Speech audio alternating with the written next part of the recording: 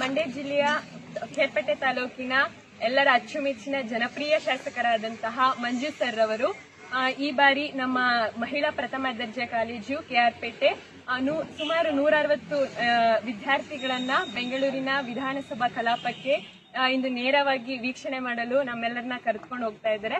ಅವರಿಗೆ ಈ ಒಂದು ಅವಕಾಶ ಕೊಟ್ಟಿದ್ದಕ್ಕೆ ತುಂಬ ಹೃದಯದ ಧನ್ಯವಾದಗಳು. ಹೋದ ಬಾರಿನೂ ಕೂಡ ಈ ಒಂದು ಅವಕಾಶವನ್ನ ಮಾಡಿಕೊಟ್ಟಿದ್ರು. ಇದರಿಂದ ವಿದ್ಯಾರ್ಥಿಗಳಿಗೆ ಏನ್ ಸಹಾಯ ಆಗುತ್ತೆ ಅಂದ್ರೆ ಶೈಕ್ಷಣಿಕ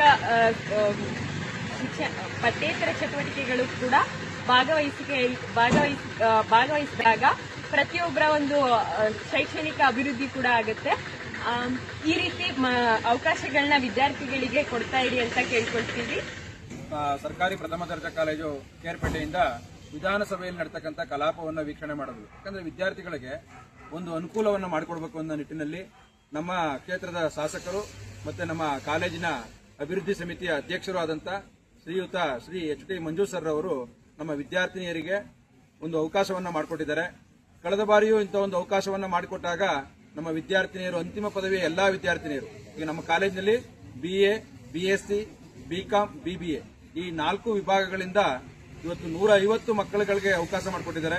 ನಾವು 3 ಬಸ್ನಲ್ಲಿ ನಮ್ಮ ವಿದ್ಯಾರ್ಥಿಗಳನ್ನ ಕರ್ಕೊಂಡೋಗಿ ಅಲ್ಲಿ ನಡೀತಕ್ಕಂಥ ವಿಧಾನ ಪರಿಷತ್ತು ಮತ್ತು ವಿಧಾನಸಭೆ 2 ಕಲಾಪದ ವೀಕ್ಷಣೆಯನ್ನ ಮಾಡೋದಕ್ಕೆ ಅವಕಾಶವನ್ನ ಮಾಡಿಕೊಟ್ಟಂತ ನಮ್ಮ ಮತ್ತೆ ವಿದ್ಯಾರ್ಥಿನಿಯರಿಗೆ ಅಗತ್ಯವಾಗಿ ಬೇಕಾಗಿರ್ತಕ್ಕಂಥ ಬೆಳಗಿನ ಉಪಹಾರದ ವ್ಯವಸ್ಥೆ, ಆ ನಂತರದಲ್ಲಿ ಅಲ್ಲಿ ಊಟೋಪಚಾರದ ವ್ಯವಸ್ಥೆಯನ್ನು ಕೂಡ ಕಳೆದ ಬಾರಿಯೂ ಬಹಳ ಅಚ್ಚುಕಟ್ಟಾಗಿ ಮಾಡಿಕೊಟ್ಟಿದ್ರು.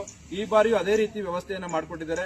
ಅವರಿಗೆ ಕಾಲೇಜಿನ ಪರವಾಗಿ, ನಮ್ಮ ಅಧ್ಯಾಪಕರ ಪರವಾಗಿ, ಎಲ್ಲ ವಿದ್ಯಾರ್ಥಿನಿಯರ ಪರವಾಗಿ ತುಂಬು ಹೃದಯದ ಧನ್ಯವಾದಗಳನ್ನ ಈ ಸಂದರ್ಭದಲ್ಲಿ ನಾವು ಅರ್ಪಿಸ್ತೀವಿ.